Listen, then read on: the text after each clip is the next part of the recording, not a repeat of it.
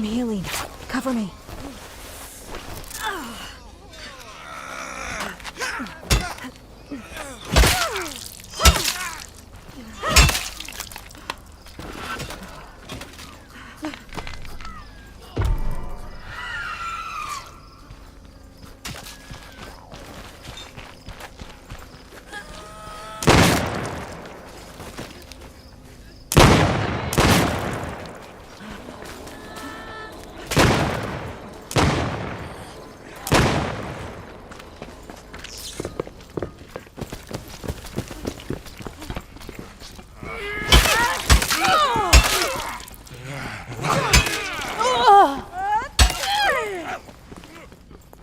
Gotta reload.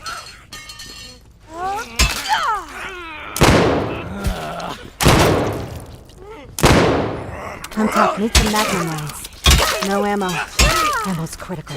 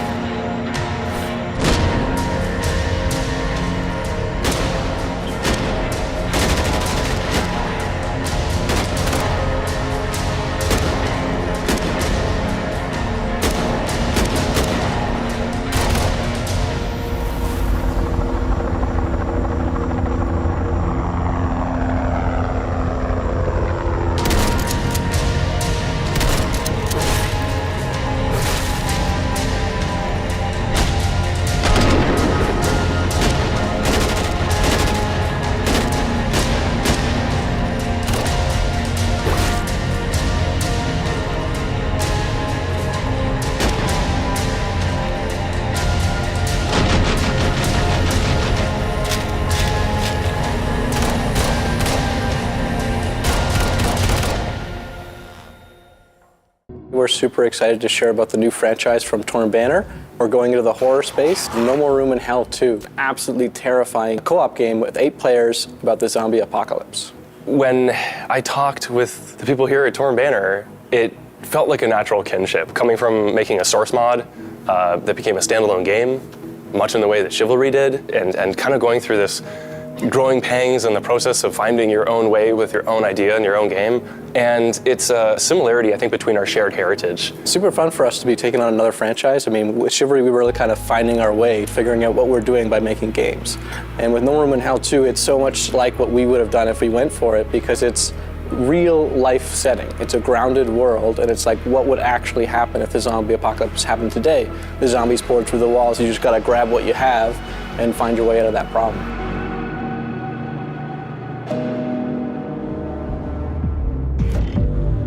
The map is large.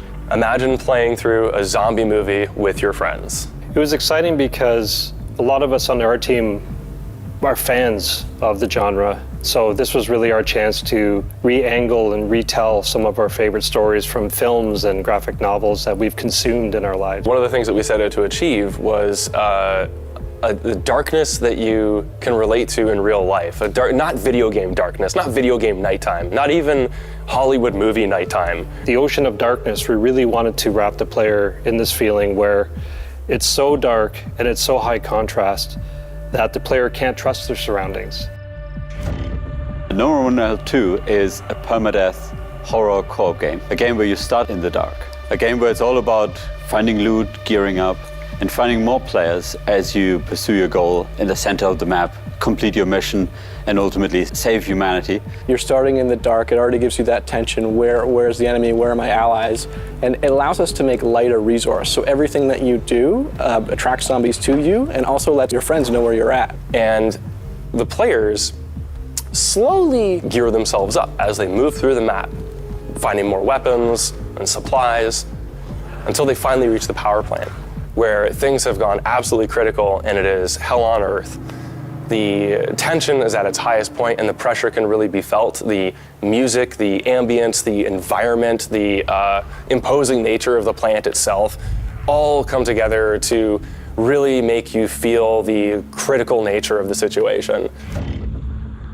Really making sure that this feels like an intense cooperative experience. You need some stakes. There needs to be consequences for failure, and that's where permadeath comes in, where we got really inspired by some roguelike games and the notion of always re-rolling almost a new build and trying out new things with your character, getting invested in them, but then ultimately them meeting their fate and you restarting with then more options at your disposal. And at the same time, we wanted to balance it so it almost feels like it's a cliff that you're constantly climbing, and it's just hard to stay on that cliff because you're losing the character after a couple of runs.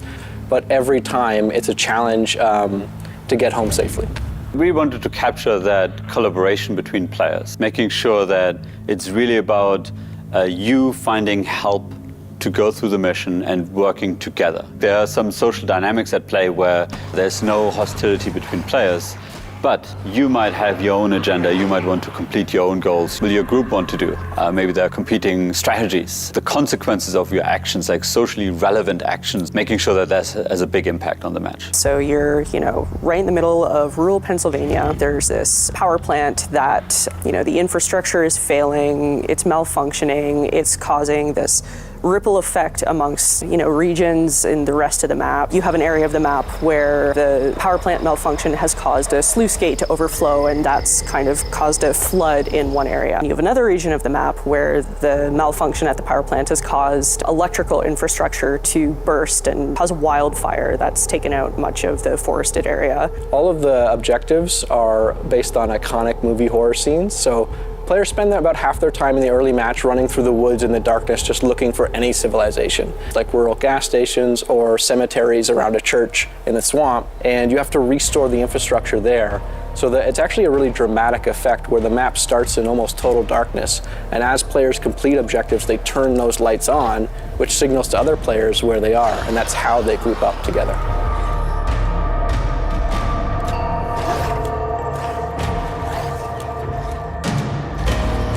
It's like a co-op game with consequences. And the fun becomes, how long can I survive the zombie apocalypse?